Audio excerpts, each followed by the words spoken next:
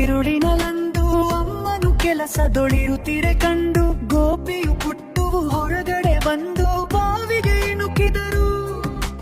ಬಾವಿಲಿ ಚಂದ್ರನ ಬಿಂಬವ ಕಂಡು ಚಂದ್ರನು ಬಾವಿಗೆ ಬಿದ್ದನು ಎಂದು ಅಯ್ಯೋ ಪಾಪವೇ ಎನ್ನುತ್ತಲೊಂದು ಕೊಕ್ಕೆಯ ಹುಡುಕಿದರು. ಚಂದ್ರನ ಮೇಲಕ್ಕೆ ಎತ್ತಲಿಗೆಂದು ಬಾವಿಯ ಹಗ್ಗಕ್ಕೆ ಕೊಕ್ಕೆಯ ಬಿಗಿದು ದೂರದಿ ಗೋಪಿಯ ನಿಲ್ಲಿಸಿ ಪುಟ್ಟು ಹಗ್ಗವ ನಿಲ್ಲಿಸಿದನು.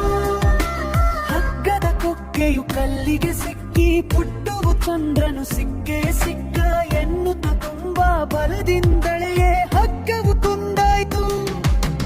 ಎಳೆತದ ರಭಸಕ್ಕೆ ಪುಟ್ಟುವು ಬಿದ್ದ ಮೆಲ್ಲನೆ ಮನೆ ಕಡೆ